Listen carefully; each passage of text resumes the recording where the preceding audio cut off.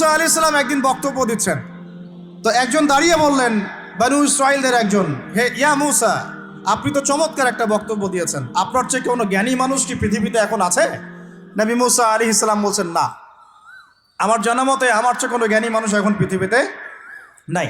স্বাভাবিক, কারণ তিনি তখন নবী, নবীর কাছে আল্লাহর ওহী আসে, তিনি সবচেয়ে জ্ঞানী হবেন, স্বাভাবিক। আল্লাহ রাব্বুল আলামিন বললেন, মুসা, তোমার চাইতেও জ্ঞানী আমার এক বান্দা আছে। বলেন সুবহানাল্লাহ। নবী মুসা আলাইহিস সালাম যখনই শুনতে পারলেন যে আমার চেয়েও জ্ঞানী একজন বান্দা আছেন, তিনি বললেন যে আমি তার সাথে দেখা করতে চাই, আমি তার সাথে দেখা করতে চাই। যুবকরা শোনেন, জ্ঞানী মানুষের সন্ধান পাওয়ার পরে নবী মুসা নবী হয়েও দূর দূরান্ত সফর করেছেন ওই জ্ঞানী মানুষের সাথে সাক্ষাৎ করার জন্য। তো আপনারা রেডিমেড ইসলাম চান, আপনারা ফেসবুক শরীফে ইসলাম চান, ইউটিউব শরীফে ইসলাম চান, কিন্তু সফর করে, কষ্ট করে, পরিশ্রম করে আলেম ওলামা পর্যন্ত পৌঁছাতে চান না। তো যাই হোক, তো মুসা আলাইহিস সালাম বলছেন, যদি আমাকে যুগ যুগ ধরে সফর করতে হয় তবুও আমি সফর করব, তারপরেও আমি তার সাক্ষাৎ চাই। আল্লাহ পাক বললেন, ঠিক আছে, তুমি তাকে পাবে যখন মাজমাউল বাহরাইন বলা হয়, দুই সমুদ্র যেখানে মিলে যাবে সেখানে তুমি আমার সেই বান্দাকে পাবে। কোথায় পাবে ভাই? দুই সমুদ্র যেখানে মিলে যাবে সেখানে পাবে। এখানে আপনি ভৌগোলিকভাবে ওর ব্যাখ্যা নিতে পারেন, আধ্যাত্মিকভাবেও নিতে পারেন। দুই সমুদ্র বলতে হয়তো বা ভৌগোলিকভাবে বোঝানো হতে পারে, অথবা আধ্যাত্মিকত্বও বোঝানো হতে পারে, যে বস্তুবাদী জ্ঞান এবং মারিফতের জ্ঞান যেখানে মিলে যাবে সেখানে। আল্লাহু আ'লাম, আল্লাহ ভালো জানেন। তো নবী মুসা আলাইহিস সালাম তার একজন সঙ্গীকে নিলেন, সেই সঙ্গী একজন যুবক। তরুণরা ভালো করে শোনেন, তরুণদের ত্যাগেই ইসলাম দাঁড়িয়ে আছে, আলহামদুলিল্লাহ। এই তরুণরা যদি এই স্মার্টফোন, এই পাবজি, এই ফ্রি ফায়ার, এই মেয়ের প্রতি আসক্তি, ফ্রি মিক্সিং, এই মাদক, এগুলো ছেড়ে দিতে পারে, দিয়ে নামাজি হয়, কোরআনওয়ালা হয়, ওলামায়ে কেরামের সাথে পরামর্শ করে চলে, উম্মার জামার মধ্যে থাকে, একটা ইমারার মধ্যে থাকে, ইনশাআল্লাহ আল্লাহর জমিনে আল্লাহর দিনের একামত কেউ ঠেকাতে পারবে না ইনশাআল্লাহ। যুবক একজনকে সাথে নিয়ে নবী মুসা আলাইহিস সালাম হাঁটছেন। এই ব্যক্তির নামও বলে দিই, তার নাম হচ্ছে ইউশা বিন নুন। কি নাম? তিনি পরবর্তীতে নবী হয়েছিলেন, এবং তার পরবর্তীতে এই যে তালুত নাম শুনেছেন, যাকে সেনাপতি করা হয়েছিল, মনে আছে? ভুলে গেছেন, আপনারা পড়েন নাই মনে হয়, সূরা বাকারার শেষের দিকে আছে। ওই তালুতের নেতৃত্বেই তো বাইতুল মুকাদ্দাস জয় হলো, বনু ইসরাইল সেখানে ঢুকলো, এবং তখন সূর্য ডুবে যাচ্ছিল। তিনি দোয়া করছিলেন, আল্লাহ সূর্যটাকে থামিয়ে দাও। আল্লাহ পাক বাইতুল মুকাদ্দাস বিজয়ের স্বার্থে সূর্যকে থামিয়ে দিলেন। সুবহানাল্লাহ। মহাবিশ্বে সূর্যের ঘূর্ণন থেমেছে একবার, মহাবিশ্বে সূর্যের ঘূর্ণন আল্লাহ থামিয়ে দিয়েছেন, কোরআন সাক্ষী আছে, হাদিস সাক্ষী আছে। আবার অচিরেই নবী সাল্লাল্লাহু আলাইহি ওয়াসাল্লাম বলেছেন, দাজ্জাল যখন আসবে, ওর শাসন যখন শুরু হবে, 40 দিনের প্রথম দিনটা হবে 1 বছরের সমান। এখন 1 বছরের সমান একদিন কিভাবে হতে পারে, এটা আপনারা ভাববেন, যারা অ্যাস্ট্রোফিজিক্স পড়েন, যারা ফিজিক্স নিয়ে পড়েন, যারা অ্যাস্ট্রোনমি নিয়ে ঘাটাঘাটি করেন, আপনারা এটা তদন্ত করে দেখেন কিভাবে একটা বছর একদিনের সমান হতে পারে, একদিন 1 বছর সমান কেমন করে হতে পারে। তারপরের দিন হবে 1 মাসের সমান, তারপরের দিন হবে 1 সপ্তাহের সমান, তারপরের দিনগুলো হবে আমাদের দিনের মতো। তার মানে মহাবিশ্বে কিছু একটা হতে পারে, আল্লাহ ভালো জানেন। তো ওইদিকে আমরা যাচ্ছি না। এখন নবী মুসা আলাইহিস সালাম হাঁটতে শুরু করলেন। চলতে চলতে চলতে তিনি ওই মাজমাউল বাহরাইনের কাছে পৌঁছে গেলেন। আল্লাহর পক্ষ থেকে নির্দেশ ছিল, তোমার থলির মধ্যে একটা মাছ নাও, যেই মাছটা যখন লাফ দিয়ে জীবিত হয়ে যাবে এবং সমুদ্রে লাফ দিয়ে ফেলবে, তখনই তুমি তার দেখা পাবে। একটা মৃত মাছ তিনি নিলেন, হাঁটা শুরু করলেন, যোজন যোজন দূর চলতেই থাকলেন, হাঁটতেই থাকলেন। এক পর্যায়ে একটা পাথরের হেলান দিয়ে রেস্ট নিচ্ছেন, বিশ্রাম করছেন। বিশ্রাম করতে গিয়ে তিনি তার সঙ্গীকে বলছেন, আচ্ছা, যে নাস্তা নিয়ে আসছিলাম সেটা নিয়ে আসো দেখি। তখন তিনি বলছেন, আমি তো আপনাকে বলতে ভুলে গিয়েছি, ওই মাছ তো জীবিত হয়ে চলে গেছে সমুদ্রের মধ্যে। তখন মুসা আলাইহিস সালাম বলেন, আরে আমাকে এতদিন বলোনি কেন, এতক্ষণ বলো নাই কেন? ওইটাই তো সেই জায়গা যেখানে আমি তাকে পাবো। তারা আবার ব্যাক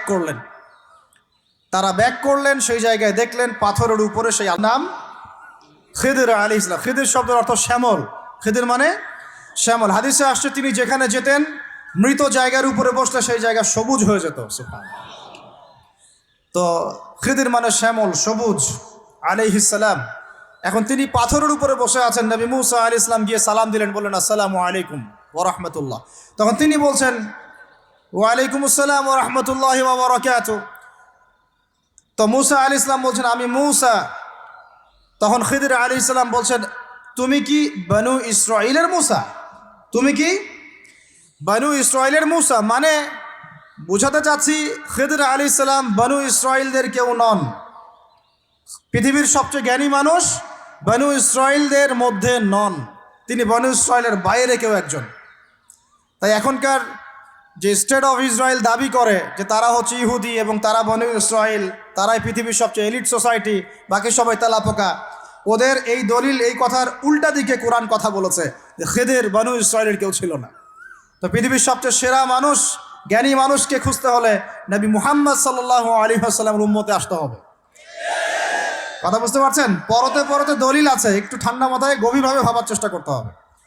তো এখন খিদির আলাইহিস সালামকে নবী মূসা আলাইহিস সালাম বলছেন যে হাল আদুল্লুকা আলা আন তুআল্লিমানি মিম্মা উল্লিমতা রুশদা। আমি শুনেছি আল্লাহ আমাকে বলেছেন যে আপনি পৃথিবীর সবচেয়ে জ্ঞানী মানুষ, তাহলে আমি কি আপনার সাথে সঙ্গী হতে পারি, সফর করতে পারি, যে আপনাকে আল্লাহ পাক যে জ্ঞান শিক্ষা দিয়েছেন আপনি আমাকেও শেখাবেন? এটা হলো স্টুডেন্টের একটা আর্তনাদ। ছাত্র হিসেবে তিনি বলছেন আমি কি আপনার সঙ্গী হতে পারি, আল্লাহ আপনাকে যে জ্ঞান শিখিয়েছেন আমাকেও শিখাবেন। দেখেন একজন নবী কথা বলছেন। আর আমাদের তো মাশাআল্লাহ ওই যে বললাম জ্ঞান শেখার কোনো ফিকির নাই। 6 মাসের একটা কোর্স করতে পারি না, কোরআন তেলাওয়াত শিখবো 3 মাসের কোর্স করতে পারি না, 3 ঘন্টা ওয়াজ শুনতে রাজি, 3 ঘন্টা আমরা বই পড়তে পারি না। তো এই প্রজন্মটা দিয়ে হবে না ভাই। আমি আপনাদেরকে পরিবর্তন করতে চাই, আল্লাহ পাক যেন কবুল করেন, তৌফিক দান করেন। এখন খিদির আলাইহিস সালাম বলছেন ইন্নাকা লান তাস্তাতিআ মাইয়া সাবরা। টিচারের কি কথা, কি দূরদর্শিতা! টিচার বলছেন যে তুমি তো আমার সাথে সবর করতে পারবে না। সঙ্গী হওয়ার আগেই কথা বলা শেষ। আপনি এসে আমাকে বলছেন ভাই আপনার সাথে কি সফর করতে পারি, একটু এলেম শেখাবেন, আর আমি বলছি আপনি তো সফর করতে পারবেন না। তো কি পরিমাণ জ্ঞান গভীরতা দূরদর্শিতা থাকলে, ভবিষ্যৎ সম্পর্কে দূরদর্শিতা থাকলে তিনি আগেই বলতে পারেন যে আপনি সফর করতে পারবেন না। ক্লাসে আপনি পড়িয়েছেন মনে করেন 100 জন বাচ্চাকে, শেষে আপনি বললেন যে অমুক আব্দুর রহমান সে ফার্স্ট হতে পারে, এবং আব্দুর রহিম তুমি ভালো স্টুডেন্ট না, তুমি দুষ্টামি করো, পড়াশোনা করো না, তুমি ফার্স্ট হতে পারবে না, লাস্ট হবা তুমি। তো রেজাল্টের দিন দেখা গেল সত্যি সত্যি আব্দুর রহমান ফার্স্ট হয়েছে, আব্দুর রহিম লাস্ট হয়েছে। তার মানে কি টিচার গায়েবের খবর জানে? এটা কি তার হিকমা, তার প্রজ্ঞা, তার বাসিরা, তার অভিজ্ঞতা? আল্লাহ পাক তাকে সেই জ্ঞানটা দিয়েছিলেন। তো মূসা আলাইহিস সালামকে মুখের উপর বলে দিলেন যে তুমি তো আমার সাথে সবর করতে পারবে না। মূসা আলাইহিস সালাম বলছেন সাতাজিদুনি ইনশাআল্লাহু মিনাস সাতাজিদুনি ইনশাআল্লাহু সাবিরান ওয়ালা আ'সি লাকা আমরা। ইনশাআল্লাহ আপনি আমাকে ধৈর্যশীল পাবেন এবং আমি আপনার কাজে কোনো বিঘ্ন সৃষ্টি করব না।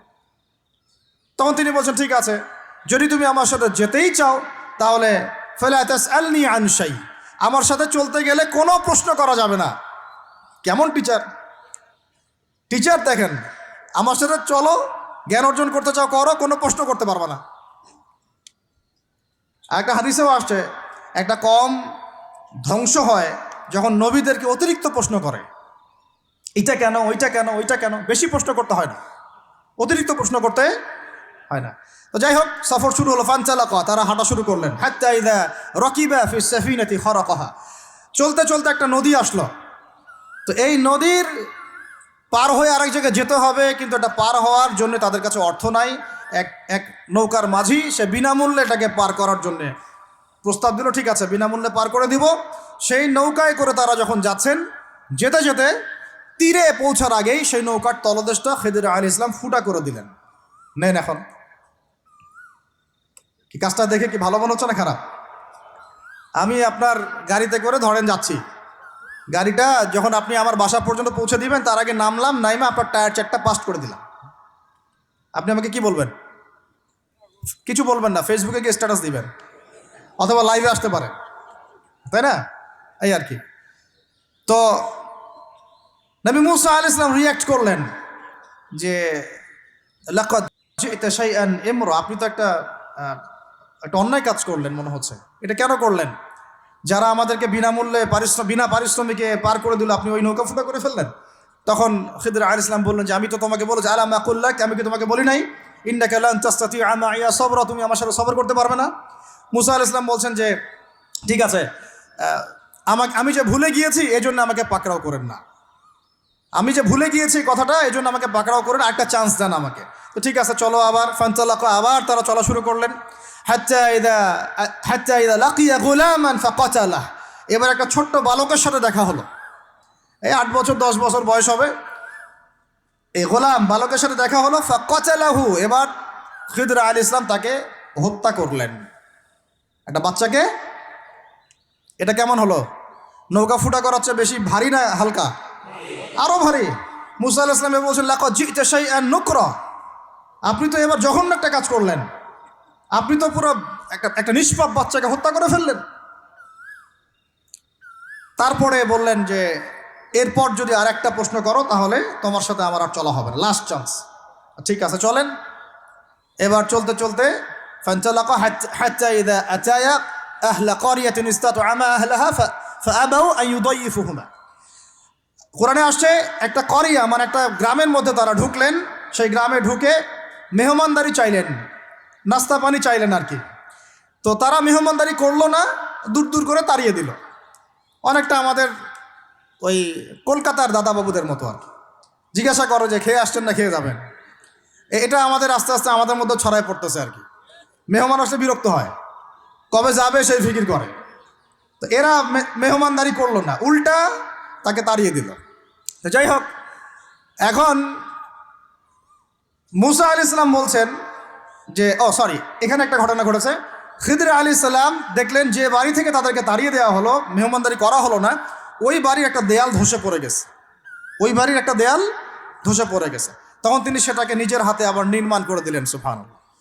এটা দেখে মুসা আলাইহিস সালাম বললেন যে আপনি তো চাইলে কিছু আজর নিতে পারতেন, আপনি যে এত কষ্ট করে এটা নির্মাণ করে দিলেন, আপনি তো চাইলে একটু টাকা পয়সা নিতে পারতেন। ওরা মেহমানদারি করলো না, ওইটা দিয়ে হয়তো আমরা কি করতে পারতাম, নাস্তা পানি করতে পারতাম। তখন তিনি বলেন হাযা ফিরাকু বাইনি ওয়া বাইনাক, এই হলো তোমার আমার ফেরাক, পার্থক্য শেষ, তোমার সাথে আমার চলা আর হলো না। আমাদের নবী সাল্লাল্লাহু আলাইহি ওয়াসাল্লাম বলেছিলেন যে যদি সেদিন মুসা আলাইহিস সালাম এই প্রশ্নগুলো বারবার না করতেন তাহলে আরো অনেক জ্ঞান শেখা যেত, সুবহানাল্লাহ।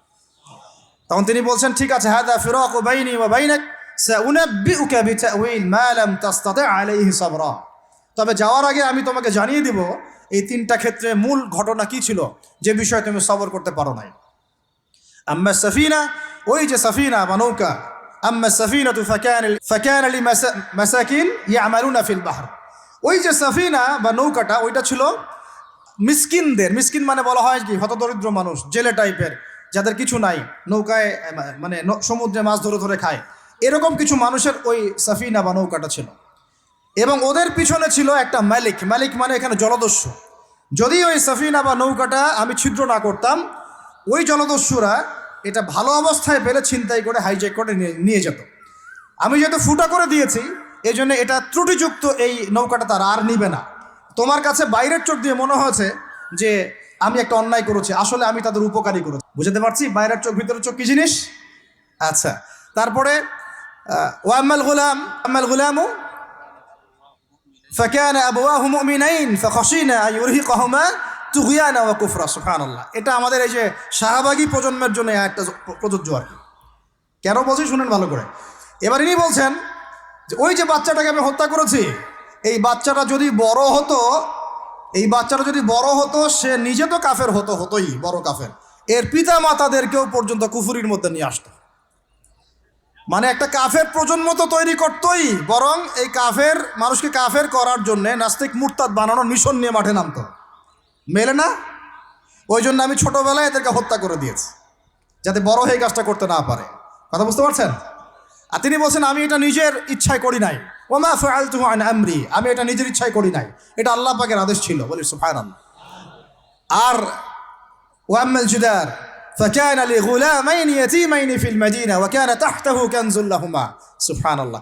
আর 3 নম্বর তিনি বলছেন আর ওই যে দেয়ালটা আমি নির্মাণ করেছি, এই দেয়ালটা ছিল ওই বাড়ির 2 এতিম বালকের, সুবহানাল্লাহ। ওয়া কানা আবুহুমা সালিহা, তাদের বাবা ছিল সৎ। আর ওই দেয়ালের নিচে তাদের বাবা মায়ের রেখে যাওয়া পৈতৃক সম্পত্তি খাজানা ছিল। যদি দেয়াল নির্মাণ না করতাম মানুষ সেই খাজানা নিয়ে চলে যেত। দেয়াল নির্মাণ করেছি, ওরা যখন বড় হবে তখন ওই খাজানা তারা অটোমেটিকলি পেয়ে যাবে। তো 3টা ক্ষেত্রেই হে মূসা তুমি সবর করতে পারো নাই, তোমার কাছে মনে হয়েছে যে আমি অন্যায় করছি, কিন্তু আসলে এই প্রত্যেকটা ক্ষেত্রে আমি সঠিক ছিলাম, তুমি ভুল ছিল। এখানে একটা চমৎকার শিক্ষা আছে, একটা চমৎকার গভীর একটা শিক্ষার ব্যাখ্যা আছে, অন্তর্দৃষ্টির শিক্ষা, যে শুধুমাত্র বাইরের চোখ দিয়ে আর বাইরের এইসব সাক্ষরতার হার দিয়ে, সার্টিফিকেট দিয়ে, নাম সিগনেচার করে, এত এত বইপত্র পড়েই মানুষ প্রকৃত শিক্ষিত হয় না। একটা গভীর একটা বুঝ দরকার, আল্লাহর মারেফত দরকার, আল্লাহর নূর দরকার, তাসকিয়া দরকার, দূরদর্শিতা দরকার, যেটাকে আমরা হিকমা বলি। ওয়ামা ইউতাল হিকমা ফাকাদ উতিয়া খায়রান কাসীরা। আল্লাহ বলেছেন, যাকে হিকমা এবং প্রজ্ঞা দেওয়া হয়েছে তাকে অনেক প্রচুর প্রচুর কল্যাণ দিয়ে দেওয়া হয়েছে। এখানে দেখেন, একজন নবী হয়েও তিনি বুঝতে পারেন নাই এই তিনটা ঘটনার পিছনের কারণ কি, অথচ খিদর আলাইহিস সালামকে আল্লাহ পাক এমন জ্ঞান দিয়েছিলেন যেই জ্ঞান দিয়ে তিনি ব্যাখ্যা করলেন যে পিছনের কারণ কি ছিল। এখন এই ঘটনাটা আপনার আমার জন্য শিক্ষাটা কি, এই যুগের সাথে কি সম্পর্ক? আমি বলেছি সূরা কাহাফ আপনাকে দাজ্জাল থেকে বাঁচাবে। আমি বলেছি সূরা কাহাফ সেই সূরা যা আপনার অন্তর্দৃষ্টি, ভিতরের চোখ খুলে দিবে, আপনার কলবে নূর নিয়ে আসবে। আপনি এমন কিছু দেখবেন, বুঝবেন, শুনবেন যা সবাই বুঝতে পারছে না, সবাই শুনতে পারছে না, সবাই দেখতে পারছে না। এখন বাইরের চোখ দিয়ে আপনি দেখছেন পুরো বিশ্বে মুসলমানদের, কোটি কোটি মুসলমান, একদম 60টা 70টা 100টা রাষ্ট্র, কত মিলিটারি বাহিনী, কত আমাদের প্রযুক্তি, কত পুলিশ, কত র্যাব, কত আমাদের পলিটিশিয়ান দিয়ে ভর্তি। আদতে ভিতরের চোখ দিয়ে দেখলে আপনি দেখবেন পুরো বিশ্বের এই লক্ষ কোটি মুসলমান আজকে জাতিসংঘের হাতে বন্দী হয়ে গেছে। ও যদি বলে ডানে যাও, মুসলমানরা ডানে যায়, যদি বলে বামে যাও, মুসলমানরা বামে যায়, কিছুই করার নাই। এটা ভিতরের চোখ দিয়ে আমরা দেখছি, ভিতরের চোখ দিয়ে।